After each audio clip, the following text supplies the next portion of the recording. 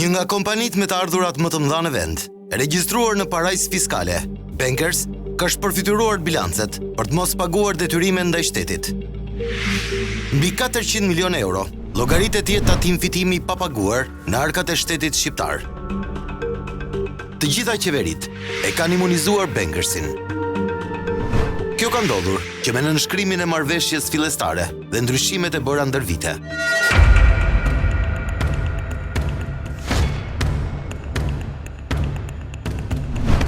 Në vitin 2019, tatimet gjobisin kompaninë me pronar të rinj kinez për shmangje të akcizës me 94 miliard lek.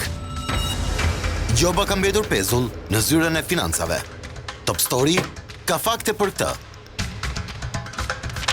Top Story gjithashtu disponon raportet e auditit të AKBN-s ndër vite, që dokumentojnë mashtrimet me inventare të kompanisë.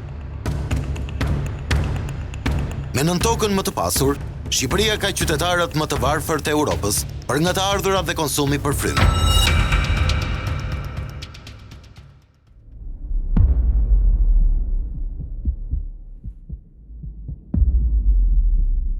Në gati 2 dekada, që prej nisjes së shfrytëzimit të nëntokës shqiptare me artëzi nga kompania Bankers Petroleum Albania Ltd, ajo nuk i ka paguar asnjë qindar tatim fitim shtetit shqiptar. Rrjedhoi, prej pasurisë më të madhe nëntoksore të shqiptarëve, nuk kanë përfituar as vetë ata. Kjo kompani, sipas të dhënave zyrtare të Ministrisë së Energjetikës, ka paguar detyrime kundrejt shoqërisë Alpetrol deri më datë 30/9/2021, sasin prej 407.798 ton naftë bruto. Por Bankers ka dhe detyrime të prapambetura për Alpetrol, i cili është në sasin prej 33.000 ton naftë. Bëhet fjalë për shfrytëzimin dhe kryerjen e operacioneve të naftës në pellgun e rajonit të Patos Marinzës. Për fat keq, në rastin e Shqipërisë, pothuajse në asnjë sektor të burimeve natyrore që janë dhënë me kontrata koncesionare, nuk ka ndodhur njëkohësisht ky mikstim i faktorëve, pra teknologjisë, menaxhimit, kontributeve në buxhet e tjerë. Kjo është aq e vërtetë sa dhe vendet që janë të pushtuara, po të shohësh përfitimin e ekonomisë kombëtare për njësi, për ton apo për metër kub, është shumë më i madh se sa një vend sovran. Shifra që ju përmendni për mua është e re dhe më lë paksa të habitur. Surprizë, pasi e mendoja që vërtet ajo çfarë do të përfitonte petroli në këto vite do të ishte në nivele shumë të larta. Po çfarë është ky pellg? Çfarë rëndësi e ka dhe si është shfrytëzuar ndër vite?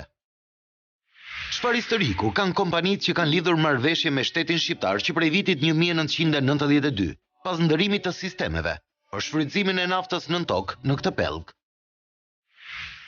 Sa i përgjegjshëm, transparent dhe i zoti ka qenë shteti shqiptar për të mbrojtur interesat e shqiptarëve në marrëveshje. Patos Marinza është një fushë naftëmbajtëse në Shqipëri, e cila ndodhet 10 kilometra në lindje të qytetit Fierit, i cili është një qytet në jug të Shqipërisë, në kufi me Vlorën.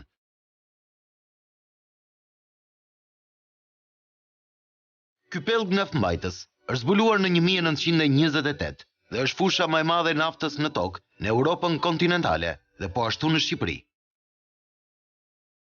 Ajo përbën 85% të rezervave të nën tokës shqiptare.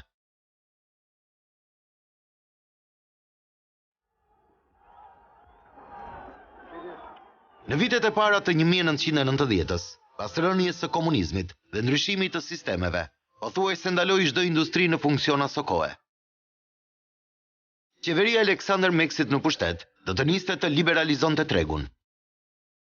Në sektorin e naftës, do të kryeshin bisedime me kompanitë huaja, të cilat kishin shfaqur interes për të investuar në Shqipëri.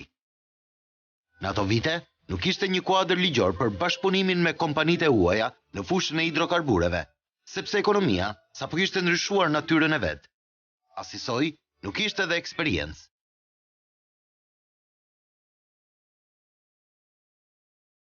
Historikisht, Alpetrol SHA ka qenë operatori vetëm i fushave naftëmbajtëse të Patos Marinzës. Pas ndërtimit të kuadrit ligjor dhe interesave për biznes në industrinë e naftës, kompania angleze e quajtur Premier Oil do të hynte në negociata me qeverinë shqiptare në vitin 1993. Marrëveshja do të lidhej më 1994. Si rezultati bisedimeve dhe marrëveshjes, u krijua Anglo-Albanian Petroleum Ltd, një ndërmarrje e përbashkët Alpetrol dhe Premier Oil, që do të punonte në një pjesë të fushës naftmbajtëse. Drejtori i kompanisë së përbashkët ishte Richard Wadsworth. Kompania e përbashkët Anglo-Albanian Petroleum Ltd do të shkrihej në mars të 2004-s dhe Alpetrol rinisi të operojë vetëm në Patos Marines. Në korrik 2004, Saxon International Energy Limited, një kompani e regjistruar në Ishujt Cayman në 15 prill 2004, vetëm 2 javë pasi britanikët e Premier Oil ishin drequr zyrtarisht nga Patos Marinza dhe pa eksperiencë në industrinë e naftës, shfaq interes në fushën e pasur me naftë të Patos Marinzës në Shqipëri. Saxon hyn në një marrëveshje hidrokarbure me shtetin shqiptar më datë 19 qershor 2004 dhe bëhet pjesë e një marrëveshje e licencimi ndërmjet Agjencisë Kombëtare të Burimeve Natyrore të Shqipërisë dhe Alpetrolit më datë 7 korrik 2004 dhe më 16 korrik 2004 bëhet aprovimi nga Këshilli i Ministrave të Shqipërisë. Në krye të kompanisë, sërish drejtor është Richard Wadsworth, i njëjti drejtues i vjetër i kompanisë angleze të tërhequr nga Patos Marinza, Premier Oil. Marrëveshja me Alpetrolin aso kohe ishte vetëm për $2 milion për rimëkëmbjen e 40 puseve të naftës në Patos Marines. Kjo marrëveshje me atë kompani ishte krye kput në kundërshtim me kuadrin ligjor të hidrokarbureve. Pasi sipas ligjit, kompania që të lidhte marrëveshje për operacione hidrokarbure duhet ishte me eksperiencë në këtë sektor, duhet kishte një buxhet të konsiderueshëm, jo minimal sa që kishte Saxon, dhe duhet të paraqiste pasqyrat financiare të 5 viteve të fundit. Gjë që kompania në kushtet që ndodhej, e krijuar 2 muaj para lidhjes së marrëveshjes me shtetin shqiptar, nuk mund të kishte një eksperiencë të paktën 5 vjeçare. Një fakt tjetër është se kompania ishte regjistruar në Ishujt Cayman, Karaibe, që cilësohen si parajse fiskale ose offshore. Në 2005-ën, Bankers Petroleum Ltd kërkon nga Saxon që të jetë shtesë e kompanisë me pronësi të plotë. Drejtori Bankers mbetet sërish Richard Wadsworth. Zotria në fjalë ka kryer studimet bachelor në Calgary të Kanadas dhe aktiviteti i tij profesional ka qenë në fushën e hidrokarbureve. Në historikun e karrierës së tij, të dhëna të marra nga Bloomberg tregojnë se ai ka qenë themelues i Gold Park China Ltd, bashkëthemelues, president dhe shef i zyrës operimeve të Bankers Petroleum Ltd nga gushti 2004 deri në 2008, si dhe CEO i Sonoro Energy Ltd nga prilli 2012 deri më korrik 2013. Që nga gushti 2008, Richard Wadsworth ka qenë i përfshirë në disa startupe, private dhe publike, dhe ka udhëhequr një firmë në prokurimin e një licence për eksplorimin e naftës dhe gazit në Irak në 2010. Në vitin 2006, Saxon riemërtohet si Bankers Petroleum Albania Ltd në Ishujt Cayman me numër dosje 134.802.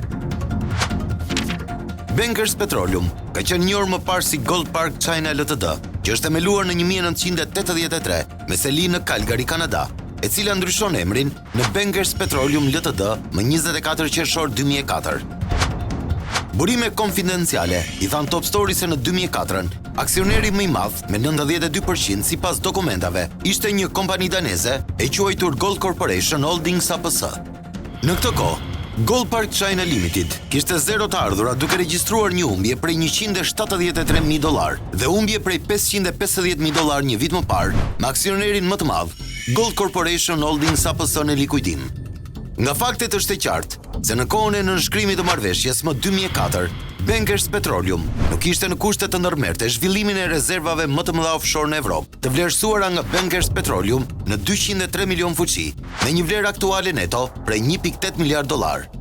Pra, marrëveshja është nënshkruar në kundërshtim të plot me bazën ligjore dhe ndoshta nëpërmjet shtrëmbërimit masiv të fakteve.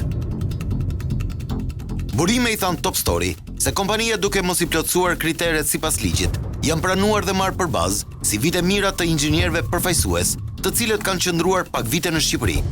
Shto këtu që Bankers Petroleum Albania Ltd është koncesion i një kompanie offshore, të cilës nuk i dihet pronari fundor. Përdorimi politik i aseteve, i pasurive të tilla natyrore shoqërohet me denatyrimin e tyre dhe me përfitime korruptive. Që nga fakti që janë kompanitë krijuara posaçërisht do thotë që nuk janë respektuar ato kritere që janë vënë në ligj, edhe pse ligjet janë specifike, jo transparente e tjerë. Por syri i shtetit shqiptar në tratativa në vitin 2004 për një marrëveshje të mundshme me një kompani që nuk i dieshin pronarët dhe ishte regjistruar në një parajs fiskale. Si mundet që një pasuri kaq e rëndësishme kombëtare të lihej në dorë një kompanie pa eksperiencë, pa kapital të mjaftueshëm dhe krijuar për 2 muaj në Karaibe? Është vërtet që Bankers ka bërë investime edhe në këtë drejtim, por gjithsesi ndotja nga prodhimi i naftës në gjithë rajonin, të gjithë jemi koshent që është jashtëzakonisht i lartë. Dhe kjo është një nga arsyet kryesore që i ka bërë kompanitë që të mos jenë të prirura për të hyrë në marrëveshje partneriteti me Alpetrolin. Dhe për këtë shkak kanë qenë kompani të nivelit të mesëm ose nivelit të ulët, të cilat kanë shfaqur interes dhe kanë ardhur në Shqipëri për të kryer investime të tilla. Siç ishte rasti i Premier Oil, që ka ndodhur në rreth vite 96, 94, 96, apo dhe rasti të Saxonit dhe më pas Bankers, i cili pavarësisht aktivitetin në Shqipëri, po ta krahasosh me kompaninë gjigante të naftës, është një kompani relativisht e vogël. Sipas disa të dhënave, Saxon International Energy ka dorëzuar planin e zhvillimit vonë në prishje të kontratës. Në 18 qershor 2004, Armor Shah dhe Saxon firmosin kontratën e naftës bruta e Patos Marinzës, e cila jep të drejtat Saxon, por jo detyrimet, që t'i shes deri në 5.000 fuqinë ditarmos me një çmim fiks.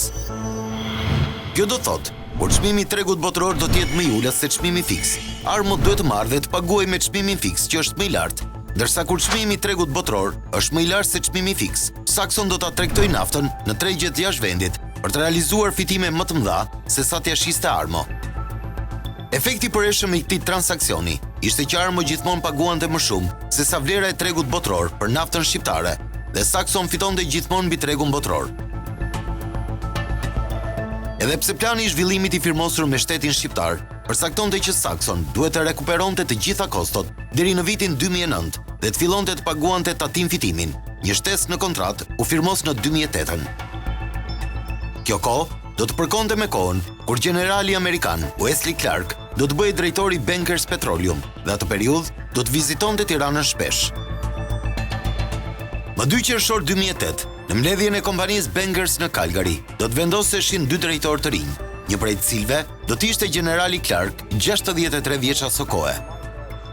Autoriteti Wesley Clark ishte i padiskutueshëm në Shqipëri. Ai ishte generali që bombardoi Beogradin për Kosovën.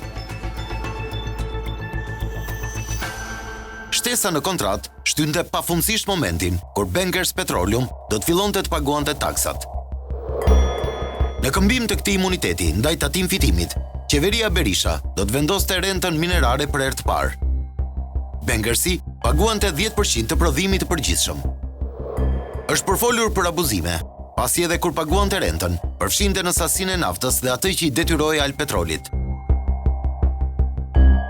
Me ardhjen e qeverisë së Edi Ramës në pushtet, Bankers Petroleum nuk i ka patur marrëdhënie të qeta me të. Në 2016, Bankersi kanadez vendosi të shes biznesin. Kompania nënshkruan marrëveshjen për shitjen e të gjitha aksioneve të veta te kompania kineze Alberta Ltd dhe Charter Power Investment Limited, deg të kompanisë botrore Geogate Petroleum Corporation për $575 milion kanadez. Grupi Geogate Petroleum Corporation është themeluar më 1984. Punojësit në vlerësimet e tyre japin notë të dobët për menaxhimin. Aksionerët e rinj kanë trashëguar marrëveshjen me shtetin shqiptar dhe në termat e kontratës nuk ka ndryshuar asgjë. Bankers Petroleum është një koncesion i pakërkuar për një periudhë 25 vjeçare me të drejtë shtyrje 5 vjeçare.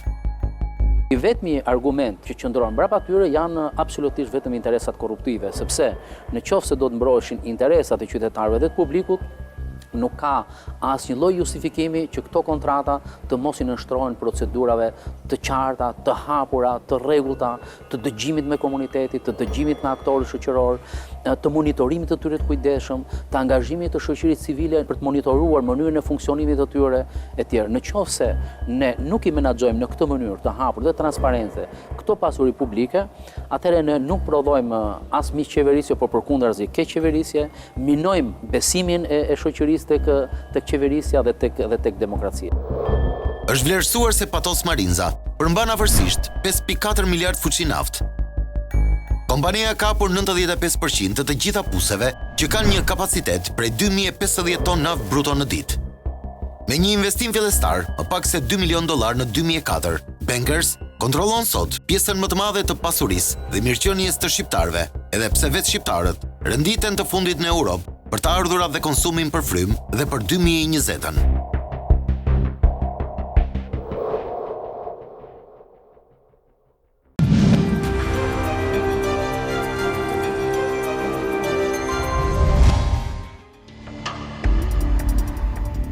Kompania Bankers është imunizuar përjetësisht nga shteti shqiptar që në artimin e kontratës. Top Story disponon marrëveshjen e vitit 2004 me Stalpetrol dhe Saxon. Bankers sot me firmën e ish kryeministrit Fatos Nano me ndryshimet përkatëse ndër vite. Marrëveshja ka qenë e fshehtë, as pak transparente dhe në kundërshtim me kriteret e vendosura në ligjin e hidrokarbureve. Është një marrëveshje në djenin time për aq sa unë kur e kam lexuar më ka një klot. Për një pasuri të madhe kombëtare e cila do duhet të administrojë ndryshe. Edhe fakti që të gjithë bën mehmet për këtë akt marrëveshje dhe këtë kontratë tregon se sa e padrejtë është ajo për shtetin shqiptar dhe për publikun në Republikën e Shqipërisë. Neni 23 i marrëveshjes parashikon konfidencialitetin. Kjo do thotë që informacioni përftuar sipas kësaj kontrate mbahet konfidencial, jo vetëm sa të zjas marrëveshja, por edhe 5 vite pasi të përfundojë ajo. Jo vetëm publiku që nuk duhet ta ketë, por as mediat. Dhe bashkëpunëtorëve sipas kontratës mund të ekspozohet ajo pjesë informacioni që rregullon marrëdhënien mes tyre. Që do të thotë që edhe unë nuk mund t'i them ato që kam lexuar dhe nuk mund të tregoj se si kam lexuar. Që do të thotë që në republika të cilat nuk arrihet të bëhen marrëveshje publike, predispozicioni është që shoqëritë të mos përfitojnë nga këto marrëveshje. Fatkeqësisht jo vetëm kontrata për cilën ju bëni fjalë, por pothuajse të gjithë kontratat e partneritetit publik-privat, kontratat e koncesionit, fatkeqësisht nuk i nënshtrohen rregullave të transparencës, duke qenë se këtu kemi bëjmë me shfrytëzimin e pasurive natyrore. Menaxhimi dhe transparenca atyre është nivelet më të ulta të mundshme, gjë që lështek për dyshimet jo më të hamendësuara, por dyshimet bazuara për keqëqeverisje, menaxhim korruptiv, favoritizëm dhe përdorim ndoshta edhe politik të këtyre aseteve shumë të rëndësishme pasurie kombit shqiptar. Marrëveshjet në fakt mund të kenë klauzol konfidencialiteti, kryesisht kompanitë e huaja për arsye të ndryshme, që nga konkurrenca, sekreti tregtare të tjerë. Por duhet kuptuar kontekstin e nënshkrimit të marrëveshjes dhe duhet ruajtur ekuilibri mes palëve nënshkruese. Nga njëra anë e balancës kemi interesin e kompanive për të ruajtur të fshehtë atë çfarë nënshkruajnë me qeverinë e cila mund të jetë një partner si çdo partner tjetër që ato bëjnë biznes. Nga ana tjetër do të kemi parasysh që interesi publik është po kaq i rëndësishëm në këto marrëveshje. Ne unë do thoja që gjithsesi pavarësisht se klauzola të tilla mund të ekzistojnë dhe janë krejtësisht normale që të kërkohen nga kompanitë, interesi publik është ai që duhet të jetë parësor dhe që duhet mbrohet patjetër në çdo kontratë që qeveria në emër të shoqërisë shqiptare lidh me të gjithë operatorët që bëjnë biznes në Shqipëri. Kontrata nga ekspertët konsiderohet si e dobët, që do thotë lështek që kontraktori, në këtë rast kompania Bankers, të abuzojë me shtetin shqiptar.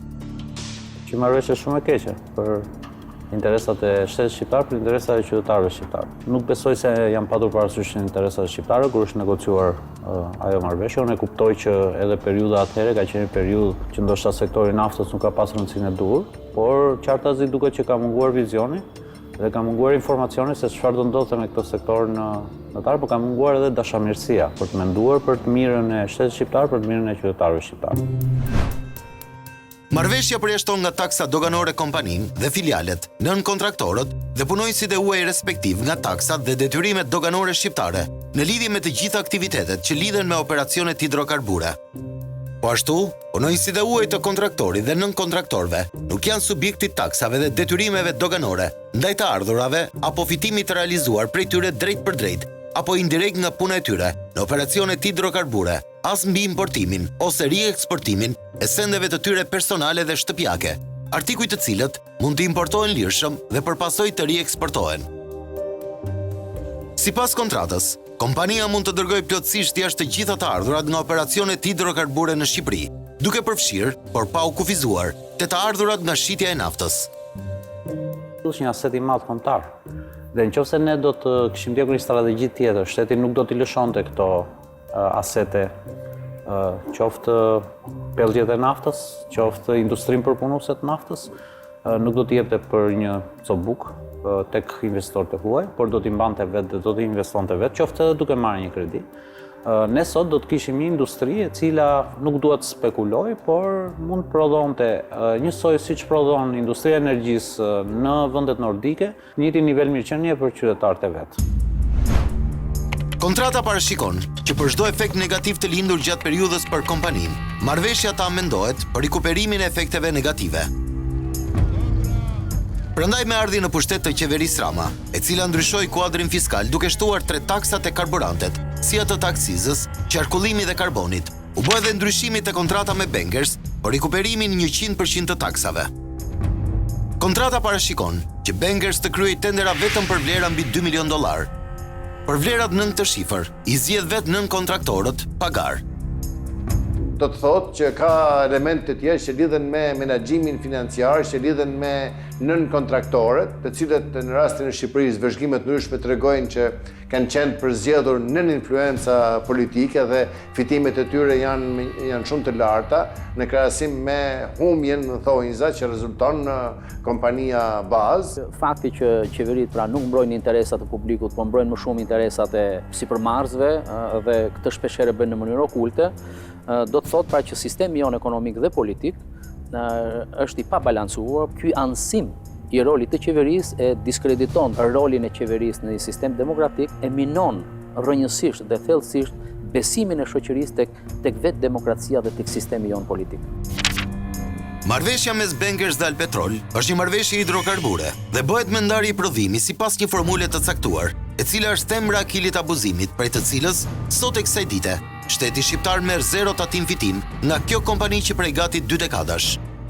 Teksa shqiptarve, nafta që përdorin për transport u vishet me 7 taksa. Shteti shqiptar ka marrë prej bankersit deri tani vetëm naftën që është gjendur aty në momentin që bankersi i ka marrë puset në dorëzim. Përveç asaj, marrëveshja parashikonte që në momentin që niveli i të ardhurave që bankers do të realizonte, do të barazonte nivelin e investimeve, atëherë fitimin që do të vinte më pas do të ndante 50-50 me shtetin shqiptar. Fatkeqësisht, kjo situatë nuk ka arritur asnjëherë. Ai faktori R i famshëm që konsiderohet në kontratë nuk është realizuar. Gjithmonë shpenzimet e të kalojnë të ardhurat dhe të jemi sinqert, personalisht me aq njohuri sa kam, nuk besoj se do realizohet ndonjëherë. Alpetrol ndër vite ka prodhuar historikisht sasira të konsiderueshme të naftës, 200.000 tonë dhe në rastet më të ulta deri në 2.2 milion naftë bruto në vit. Dhe në kohën e lidhjes së kësaj kontrate, Alpetrol ka qenë me mbi 300.000 tonë naftë në vit. Pjesa e prodhimit të Patos Marinzës është pjesa kryesore e prodhimit të Alpetrol. Logjika do thotë që mbi bazën e këtij parimi themelor të marrëveshjes hidrokarbure, Alpetroli do duhet që të vazhdonte ndër vitet të merrte këtë sasi të cilën ai ka pas prodhuar në 2004, që duhet të qenë minimumi 300.000 tonë. Kjo sasi do duhet që të merrej nga ana e Alpetrolit, duke patur parasysh edhe atë rënien natyrale e cila do të vinte duke u zvogëluar me një përqindje të caktuar që mund të jetë 5%, 8%, 10% çdo vit. Dhe përpos kësaj, Alpetroli do duhet përfitonte gjithashtu dhe sasinë shtesë që do të vinte nga prodhimi i puseve për shkak të investimeve që do të kryesh në të, pasi edhe në marrëveshje për këtë gjë është nënshkruar. Unë këtë e shoh vërtet tepër shqetësuese, duhet të dim arsyet se pse një gjë e tillë ka ndodhur, pasi teknikisht nuk mendoj se ka ndonjë arsye që të vërtet të justifikojë që puset e naftës, të cilat kanë qenë në zotërim të Alpetrolit në kohën e lidhjes së marrëveshje, kanë pasur një rënje kaq drastike të prodhimit të tyre në vite, për të bërë të mundur që të bijmë në këto nivele që janë fare minimale. Kompania Bankers ka pasur gjithmonë fitim jo fiskal të deklaruar. Ajo ka qenë e listuar në bursë dhe ka rezultuar me rritje aksionesh të konsiderueshme, ndërkohë që gjithmonë ka deklaruar humbje fiskale. Bankers thotë që gjithçka e riinvestonte puset dhe nuk i mbetet asgjë për t'u tatuar. Me ardhjen e qeverisë Rama në pushtet, kompanisë kanadeze do t'i nisnin problemet. Bankers për pjesën e tatim fitimit nuk auditohet nga drejtoria e tatimeve. Në bazë të ligjit të hidrokarbureve, i vetmi institucion që certifikon bilancin e kompanisë është AKBN-ja. Ajo bën kontrolle periodike. AKBN-ja ka certifikuar faktorin R, që ndryshe nga kompanitë shqiptare, kompanisë Bankers, brenda në faktorin R i njihet edhe humbja. Faktori R përcakton pagesën e tatim fitimit, në bazë të një formule që është teknike. Nëse fitimi te i kalon shpenzimet për investimet, del detyrimi i pagimit të tatim fitimit shtetit shqiptar. Në këtë mënyrë, Bankers e lejon faktorin R të jetë më pak se 1, duke bërë që të ardhurat të mos e te i kalojnë asnjëherë investimet që të ndaj fitimin me shtetin. Mënyra se si janë strukturuar institucionet shtetërore, prapë nuk i përgjigjen angazhimit që ata kanë marrë edhe në bazë të marrëveshjeve hidrokarbure, për shkak sepse për shembull marrin rastin e AKBN-s. AKBN-ja ka për detyrë që të monitorojë marrëveshjet hidrokarbure. Problemi është që kur vjen rastet e investimet, për shembull, të cilat shumica prej tyre janë punime fizike, pra janë shtrim rrugësh, shtrim sheshë, shpusesh etj. AKBN-ja në strukturën e saj nuk ka inxhinier ndërtimi apo inxhinier të cilët merren me këtë pjesë në detaje. E para, e dyta, stafi është shumë i reduktuar edhe nuk e ka mundësinë që ta ndjekin përditësi. Pra të bëjnë një kontroll nëse ajo që shkruhet në fatura ndodh në realitet. Top Story ka siguruar audite teknike të AKBN-s ndaj Bankers Petroleum që nga viti 2011-2016. Me gjithë humbjet e njohura, Bankers ka bërë shkelje të jashtëzakonshme, duke përfshirë të shpenzimet për operacionet hidrokarbure, shpenzime miliona dollarësh që nuk kanë lidhje me aktivitetet sipas kontratës. Në dhjetor 2014, AKBN dorëzon raportin fillestar të auditimit për vitin 2011. Raporti deklaron se 299 milion nga 384 milion dollar kosto ishin të parekuperueshme. Në mars 2015, Bankers kundërshton raportin. Në korrik 2015, AKBN firmos raportin final të auditit për vitin 2011, ku pohon se 51 milion nga 299 milion dollar të pretenduara si kosto të parekuperueshme janë të justifikuara, por pjesa tjetër, prej 248 milionësh, nuk janë të justifikuara. Në shtator 2015, Drejtoria e Përgjithshme e Tatimeve dorëzon një vlerësim fiskal të Bankers bazuar te raporti i AKBN. Tatimet kërkojnë 56 milion dollar tatim fitimi dhe 4 milion dollar gjoba. Bankers edh poshtë pretendimin dhe i drejtohet gjykatës së arbitrazhit. Në janar të vitit 2016, Bankers bie dakord me qeverinë që të paguajë detyrimin me koste, me kushtin që çështja të shqyrtohet nga një panel ekspertësh. Sipas auditit të ASOKOE, Bankers pretendonte se gjatë vitit 2011 u detyrua të përdor 50% më shumë diluent nga sa që parashikuar, ndërkohë që çmimi i diluentit u rrit nga 88 në 134 dollar për fuqi. Diluenti është një lëndë hidrokarbur e lehtë, e cila shërben për të olluar naftën e rëndë që prodhohet në pellgun e Patos Marinzës për të lehtësuar transportin. Kostoja totale e diluentit u rrit nga 30.7 në 45.4 milion dollar.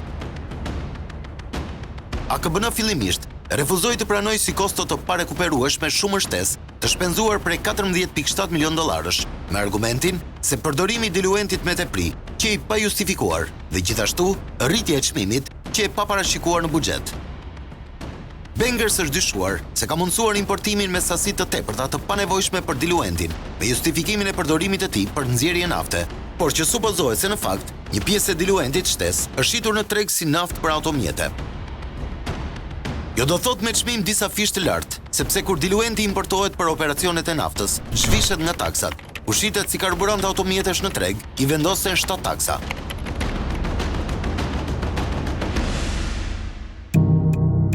Një absurditet tjetër është se pjesa më e madhe e kompanive që punojnë me Bankers ka norma fitimi të pazakonta, të cilat arrin në 30 deri në 70% mbi të ardhurat, dhe se këto fitime janë të realizuara në VMC. Shumica e këtyre kompanive veprojnë të regjistruara në përparajsa fiskale, siç vepron edhe vetë Bankers. Ekspertët e pavarur i japin të drejtë Bankers dhe AKBN dërgon kompaninë në arbitrazh në vitin 2016. Edhe KLSH në 2016 do të publikonte raportin e një auditi mbi performancën e marrëveshjeve hidrokarbure. Raporti bënte përgjegjës institucionet monitoruese që Bankers Petroleum nuk i ka paguar asnjë qindar tatim fitim shtetit.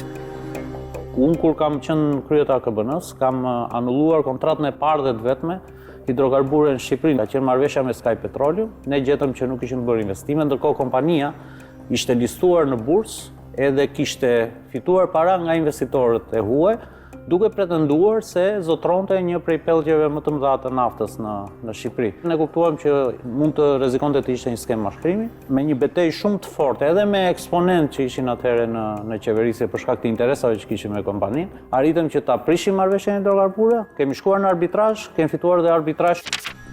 Gjykata e arbitrazhit më 2018 vendosi të penalizoj shtetin shqiptar me një vendim për t'i paguar $57 milion kompanisë koncesionare të hidrokarbureve Bankers Petroleum, plus penalitetet dhe shpenzimet të tjera gjyqësore.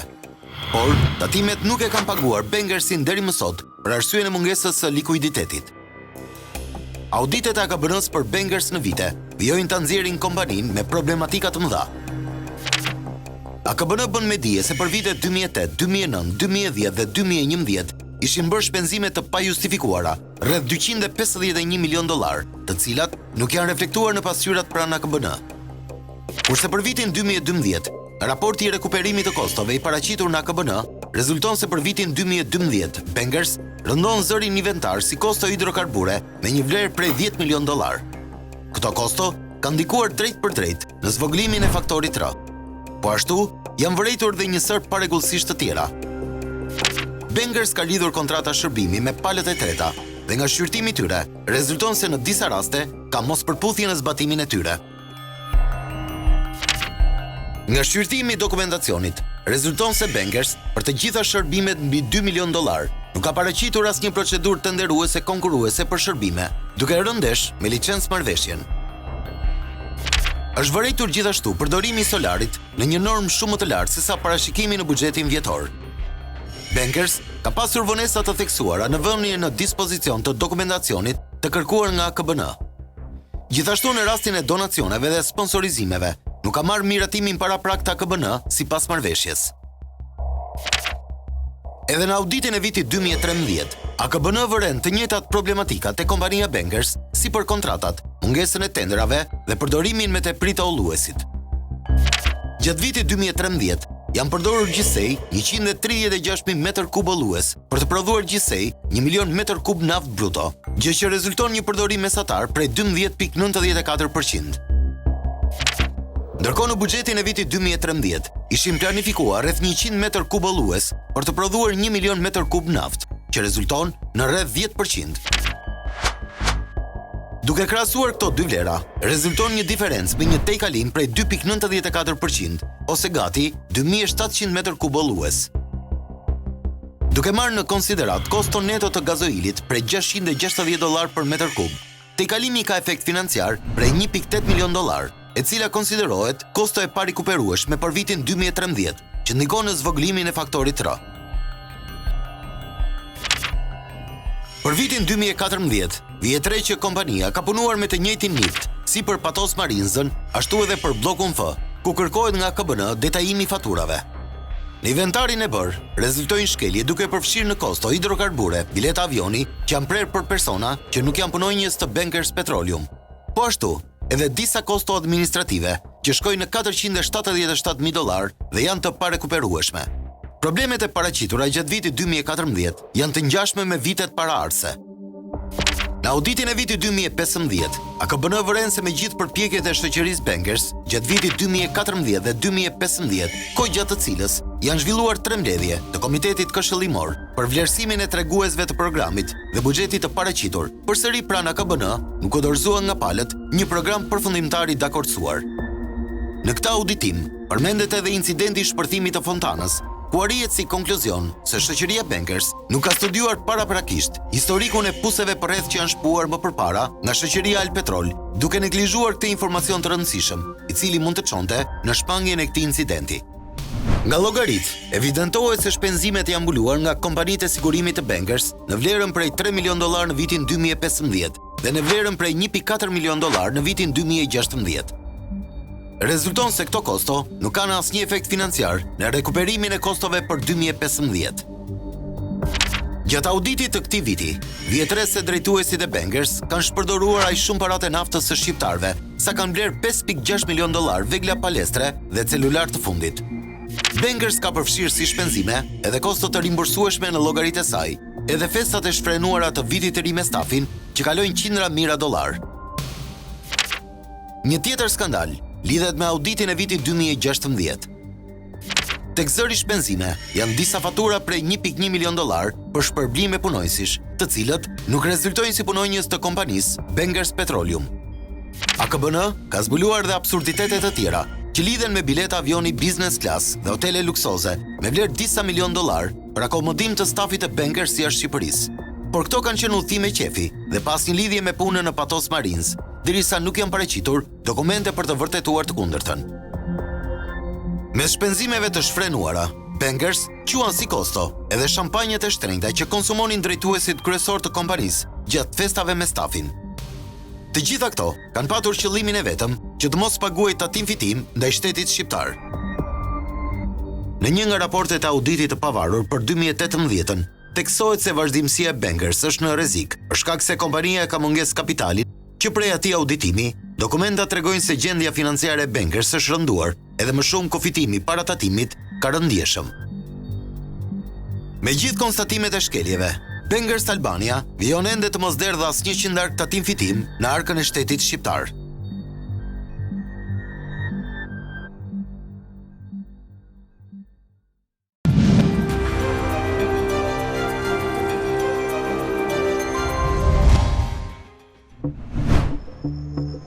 $94 miliard rëndojnë përveç të tjera është mbi shpinën e Bankers Petroleum, si gjop që kompania duhet ju paguajë autoriteteve doganore të Fierit.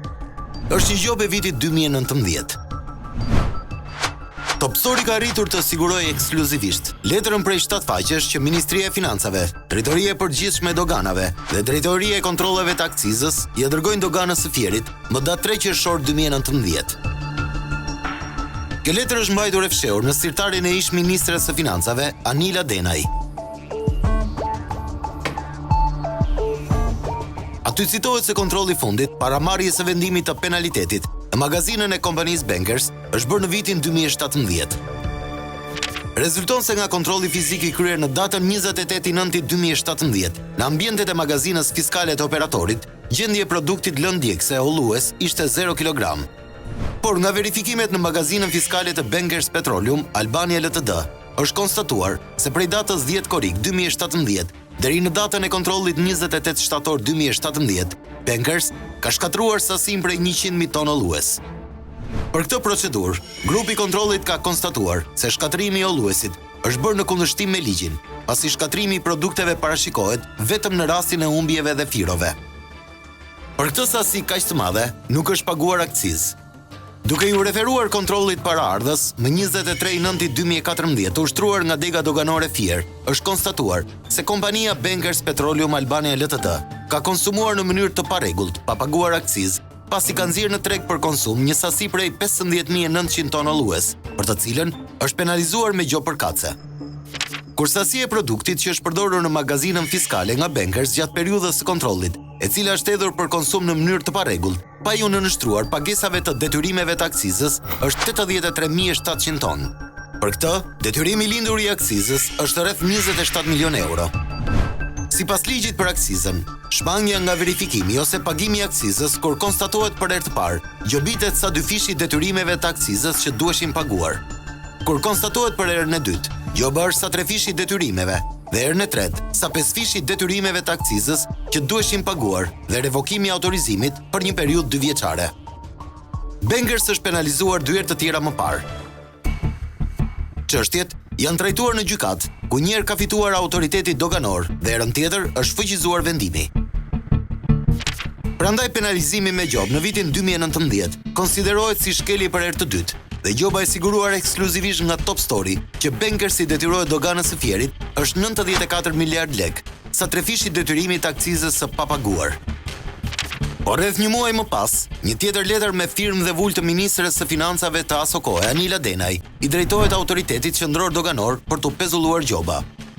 Askush nuk e di se si është arritur kjo ujdi mes qeverisë dhe Bankersit, duke e mbrojtur këtë të fundit. Por ajo që shkruhet e zezë mbi të bardhë në letrën që ka siguruar Top Story, lexohet qartë se ministria Denaj kërkon pezullimin e gjobës së majme prej 94 miliard lek. Argumenti I që jepet ka të bëjë me rëndësinë e problemit dhe implikimin e shifrave shumë të mëdha. Por ministri Adenaj harron se janë shifra ende më të mëdha, ato që I mungojnë arkës së shtetit shqiptar nga kompania Bankers, që për më shumë se 2 dekada shfrytëzon pasurinë më të madhe nëntoksore të shqiptarëve dhe nuk ju paguan atyre asnjë qindark përfitimet që korr nga kjo pasuri. Një argument tjetër, I dhënë nga ish ministri Adenaj, është volumi I madh I çështjes, koha e shkurtër në dispozicion për ta shqyrtuar këtë çështje dhe implikimi I disa institucioneve për këshillim.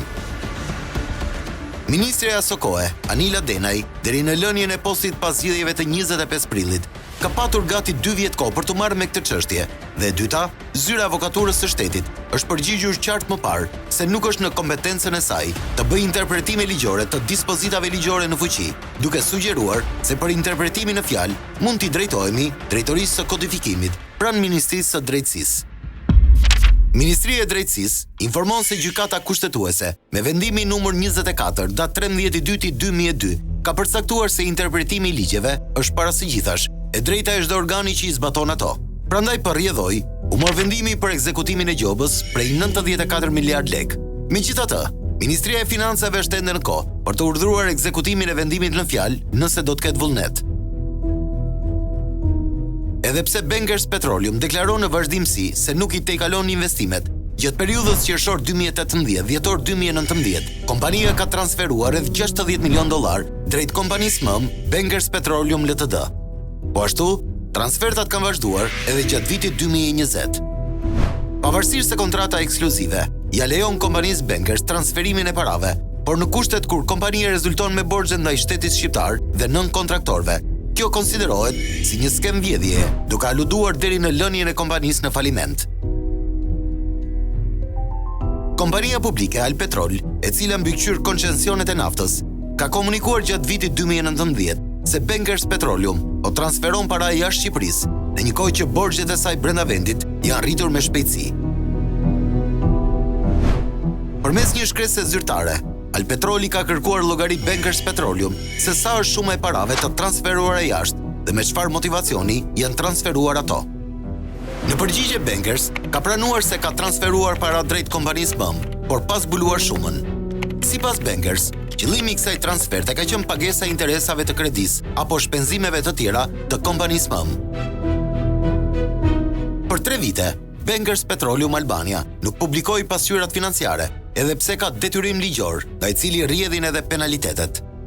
Jo ngre dyshime të thekshme duke marrë parasysh edhe biseda të burimeve të Top Story, që thonë se Bankers është në përpjekje të vazhdueshme për aplikim për kredi në bankat e nivelit të dytë, për të marrë lekët që shpenzoi për blerjen e të largohet nga vendi, ngjashëm si në rastin e Armos. Nuk janë marrë kur në analizë performanca e këtyre kompanive, përfitueshmëria që ka sektori publik, buxheti në rastin konkret, përrjedhoi vazhdon në njëjta situatë ku në mënyrë të fshehtë apo në mënyrë jo transparente shfrytëzohen burimet natyrore, pasurohen kompani të huaja dhe partnerë të dukshëm dhe të padukshëm lokal, fshihen fitimet duke shfrytëzuar problemin e kompanive të njohur, kompanive offshore, dhe automatikisht ekonomia kombëtare vazhdon të regjistrojë humje. Është e papranueshme në pikpamje financiare që një kompani të dalë 20 vjet me humje dhe të vazhdojë të jetë prezent në atë vend. Një tregues tjetër që demaskon kompaninë Bankers në lidhje me të ardhurat që ka nga aktiviteti në Patos Marines janë rrogat marramense, kufitet shpendurisë të punonjësve të saj me komsi kineze. Vetëm drejtori fushës së zhvillimit në kompani paguhet 638.3 milion lek në muaj. Edhe pagat e tjera janë mbi 1.45 milion lek në muaj, ndërsa vije 3 diskriminimi I punonjësve shqiptar krahasuar me ata të huaj. Shpenzime të tilla bëhen në një kohë kur kompania është borxhlie ndaj shtetit shqiptar dhe kontraktorëve. Përse e mbron shteti Bankers Petroleum? Mbrojtja që I bëhet ekskluzivisht një aktiviteti të transformuar në mënyrë të panjohur, sidomos tani që problemi I kompanive offshore është një problem mbar europian apo më gjerë, dhe qeveria shqiptare ka hedhur disa hapa në drejtim të përshtatjes skuadrit ligjor, ngrej pikpyetje sa i takon interferencave korruptive, politike dhe në kush që mundohet i shes edhe si trafik influence diplomatike e tjerë. Pavarësisht se Top Story i ka siguruar dokumentet përmes burimeve konfidenciale. Programi është drejtuar institucioneve me kërkesë zyrtare konform ligjit për të drejtën e informimit për të mësuar në lidhje me gjobat, detyrimet që kompania Bankers i ka shtetit shqiptar. Po ashtu, ka kërkuar të gjitha raportet e auditimit pranë AKBN-s. Të fshehur pas konfidencialitetit, institucionet kanë refuzuar dhënien e informacionit, duke shkelur ligjin për të drejtën e informimit. Prandaj Top Story i është drejtuar komisionerit për të drejtën e informimit dhe të dhënave personale për dy institucione, drejtorinë e përgjithshme të tatimeve dhe atë të doganave. Komisioneri për të drejtën e informimit dhe mbrojtjes së të dhënave personale ka gjobitur drejtorinë e përgjithshme të tatimeve me 150.000 lekë dhe ka detyruar drejtorinë e përgjithshme të doganave për të dhënë informacion. Në të kundërt palët, në këtë rast Top Story dhe doganat kanë të drejtë i drejtohen gjykatës. Top Story ka zbuluar që shteti shqiptar ka nisur një arbitrazh me Bankers Petroleum. Avokatura e shtetit ka pajtuar një studio ligjore nga Parisi. Ka nisur të thirrën për t'u intervistuar drejtues të institucioneve kompetente të asaj kohe që kanë të bëjnë me çështje në fjalë. Rasti Bankers është i veçantë sepse nuk kemi të bëjmë me një kompani të vogël, kemi të bëjmë me një kompani shumë të madhe, e cila përfaqësohej nga njerëz shumë fuqishëm, të cilët kishin lidhje me Shtetet Bashkuara, kishin lidhje me shtetin kanadez, sot përfaqësohet nga shteti kinez. Pra, interesat nga mbrapa janë shumë të forta, përjedhoj edhe investimi që duhet për të korrigjuar marrëveshjen apo për të korrigjuar dëmin duhet të jetë në nivel kryeministri i lartë. Por është utopi. Mendosh që pozicioni Bankers ndaj shtetit shqiptar në lidhje me pagesën e tatim fitimit të ndryshojë. Kjo shprehet qartësisht në pasqyrat financiare të kompanisë që mbështeten edhe nga auditi i pavarur. Por kujtojmë që për auditimin e kompanisë për vitin 2011 ka patur 2 kompani të pavarura, njëra gjetur prej Bankers dhe tjetra prej AKBN-s, të cilat në fund ndanin mendime të ndryshme për pasqyrat financiare të kompanisë. Bankers Petroleum Albania, në pasqyrat financiare për vitin e mbyllur deri në 31 dhjetor 2020, përshkruan gjendje të përkeqësuar të kompanisë me argumentin e krizës ekonomike të shkaktuar në vend për shkak të pandemisë globale. Nga të dhënat e raportuara, vëret rënje të ardhurave gjatë 2020-s, krahasuar me vitin paraardhës me 50%. Bankers citon se tatimi mbi fitimin bart pasiguri në matje. Kompania pranon se ka shuma të papaguara ndaj autoriteteve tatimore shqiptare, por që të cilat janë në proces rishikimi. Teksohet nga Bankers se ka një pasiguri në lidhje me rekuperimin përfundimtar dhe arkëtimin e këtyre shumave, si edhe me kohën kur ato do të paguen, duke argumentuar me ndryshimet në vazhdimsi të kuadrit ligjor fiskal në Shqipëri. Sipas pasqyrave financiare të vitit 2020, Bankers ka detyrime afat-shkurtra dhe afat-gjata, duke përfshirë edhe tatimin e shtyrë në vlerën e 800 milionë eurove. Duhet theksuar se kompania ka edhe një shumë të lartë detyrimi të TVSH-s së arkëtueshme, për të cilën është në proces gjyqësor me autoritetet tatimore. Mëtej Bankers pretendon që tatimet do të rimbursojnë kompaninë për llogaritjet e 2011, duke cituar se çështja është në gjykim. Kompania pretendon gjithashtu se do të rimbursohet edhe për kostot të tjera që janë llogaritur si të parekuperueshme, pasi rastet e mëparshme sipas saj që kanë shkuar në gjykatë kryesisht kanë qenë në favor të Bankers. Një tjetër problem që Bankersi i ka dalë gjatë veprimtarisë në Patos Marines janë çështjet mjedisore. Banorët e fshatit Zharrës, Roskovec, që prej vitit 2008 deri në 2016 kanë fjetur me frikën nën jastëk për shkak të lëkundjeve thuajse të përnashme të tokës, të cilat kanë shkaktuar dëme të konsiderueshme në banesat e tyre. Ata gjithmonë kanë akuzuar Bankers Petroleum dhe procesin e ndjekur prej saj të injektimit në tokë të ujit teknologjik, si shkaktar të tërmeteve dhe shkatrimit të shtëpive të tyre. Kompania nuk ka pranuar asnjëherë se ka qenë shkaktare e tërmeteve, ndërsa hetimet disa vjeçare, të cilat janë pushuar e rifilluar disa herë mbi këtë fenomen, nuk kanë arritur në asnjë përfundim. Por pasi qeveria urdhëroi kompaninë më 20 dhjetor 2016 që të ndërpriste injektimin e ujit teknologjik në puset e lokalizuara rreth fshatit Zharrës, banorët thonë se prej kësaj kohe nuk ka pasur më lëkundje.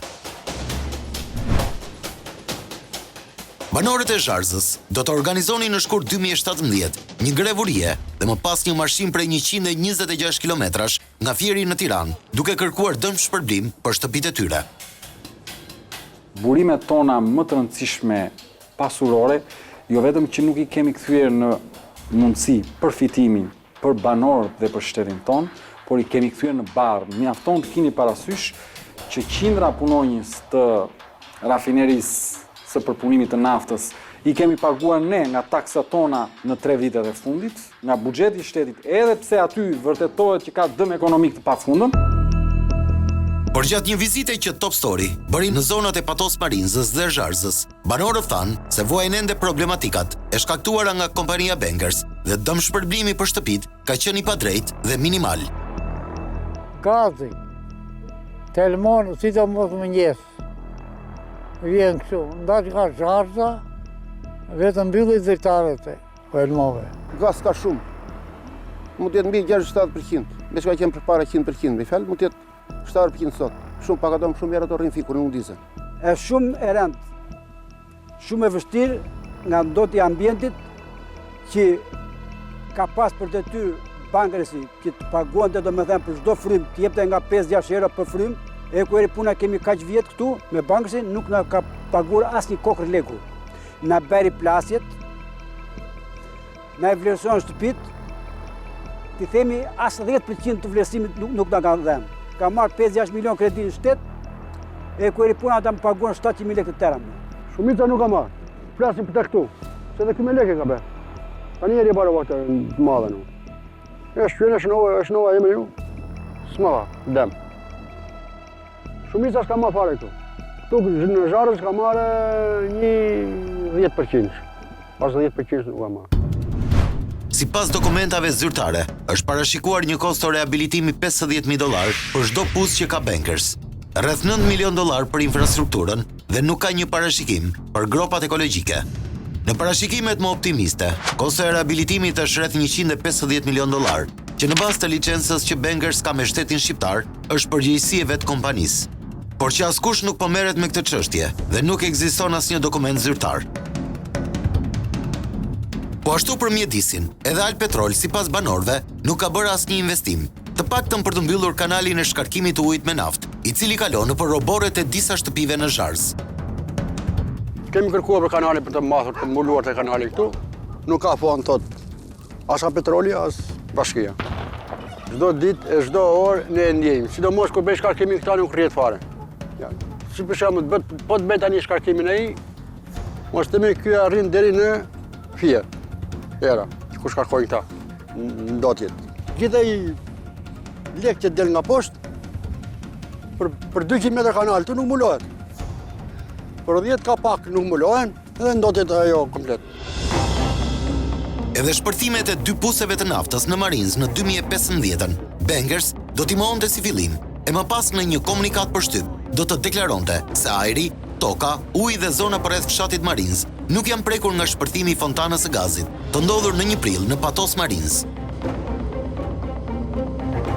Në raport thuhet se përbërja e elementëve të ajrit në muajin prill ishte krahasueshme me përbërjen mesatare gjatë 9 muajve të mëparshëm dhe brenda standardeve të përcaktuara nga Bashkimi Evropian.